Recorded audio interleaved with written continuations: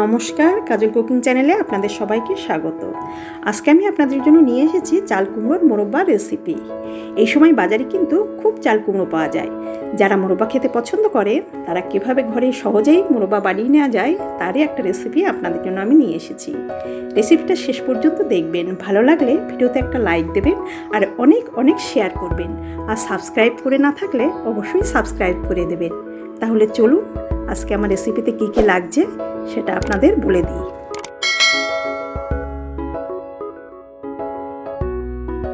এখানে আমি নিয়েছি একটা 2 কিলো সাইজের চাল কুমড়ো। এটাকে আমি ছোট ছোট করে টুকরো করে কেটে নিয়েছি।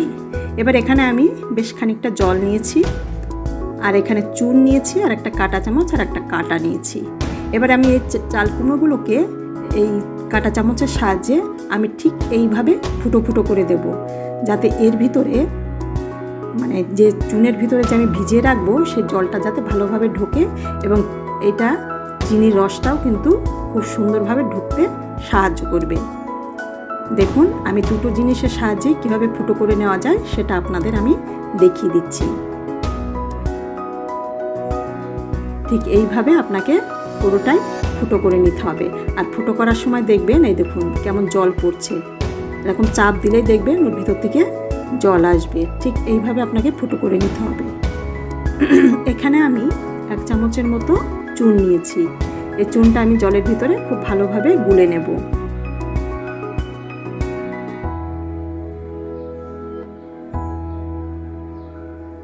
এবার আমি চাল কুমড়োগুলোকে এর ভিতরে ভিজিয়ে দেব।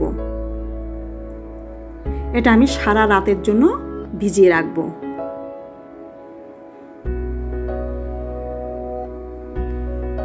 দেখুন আমি সারা রাত ভিজিয়ে রেখেছিলাম, এরকম একটা ফেনা ফেনা উঠে গেছে।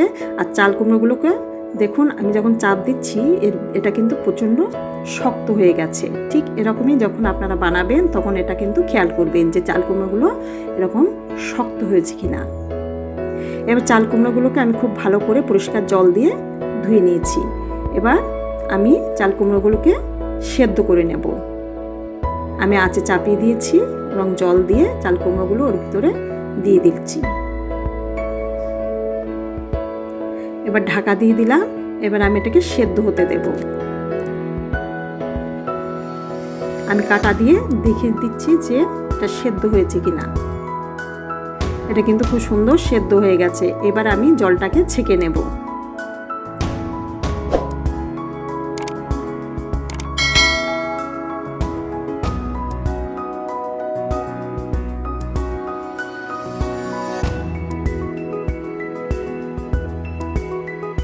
জলটাকে আমি ছেঁকে নিয়েছি।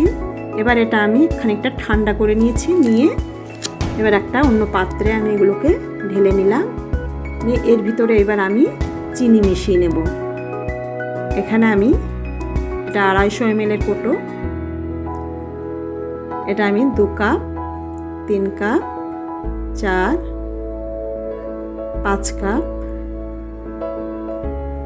এটা 5 কাপের মতো আমি চিনি দিয়েছি। তার মানে আপনার প্রায় 1 কিলোর মতো আমি এর ভিতরে চিনি দিয়েছি। দিয়ে এবার চিনিটাকে কিন্তু এই চাল কুমড়োর সঙ্গে খুব ভালোভাবে মাখিয়ে নিতে হবে।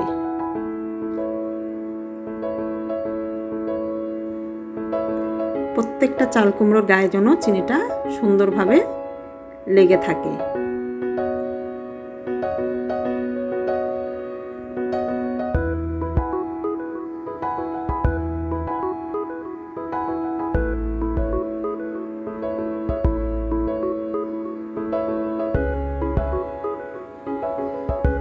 ঠিক এইভাবে আপনাকে মাখিয়ে আমি এটা 10 মিনিটের জন্য এইভাবে রেখে দেব।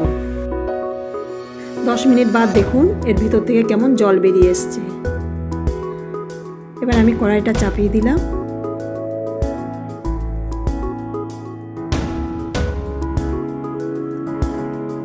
এবার আমি চাল কুমড়োগুলোকে এর ভিতরে কড়াইয়ের ভিতরে দিয়ে দেব। সবটা একবারে ঢেলে দেব।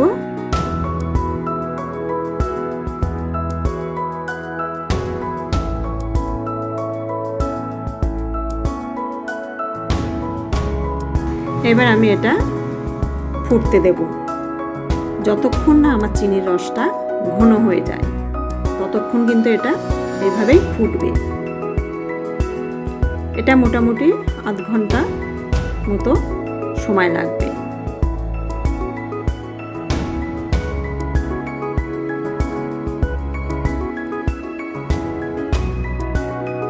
মাঝে মাঝে আপনাকে এইভাবে নেড়ে দিতে হবে। চিনির রসটা দেখতে হবে যে চিনির রসটা একটা আঠা আঠা ভাব এসছে কিনা। যখন দেখবেন চিনির রসটা বেশ আঙুলে দিয়ে বেশ চিট মতো লাগছে, তখন কিন্তু আপনার মোরব্বাটা তৈরি হয়ে গেছে।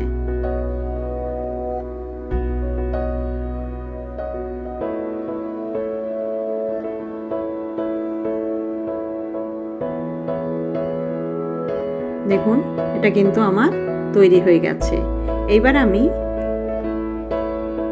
এইটার উপরে আমি শুকিয়ে নেব। যে চিনির রসের গায়ে লেগে আছে এটা কিন্তু আপনাকে এইভাবে শুকিয়ে নিতে হবে। কড়ার ভিতরে রাখলে কিন্তু শক্ত এবং একটার গায়ে আর একটা লেগে যাবে। সেই জন্য আপনাকে এরকমভাবে পাতিয়ে শুকিয়ে নিতে হবে। আমি ঠিক এইভাবে এটাকে 8 থেকে 10 ঘন্টা শুকিয়ে নিয়েছি। এইভাবে রেখে দিয়েছিলাম, আর শুকাবার পরে ঠিক এরকম দেখতে হবে।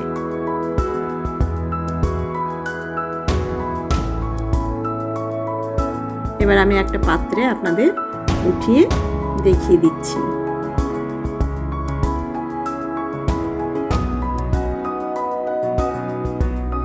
দেখুন একদম বাজারের মতো মোরব্বা তৈরি হয়ে গেল, কত সহজেই ঘরেই। এবার এটা আমি একটা কেটে আপনাদেরকে দেখিয়ে দেবো যে ভেতরটা কেমন জুসি হয়েছে।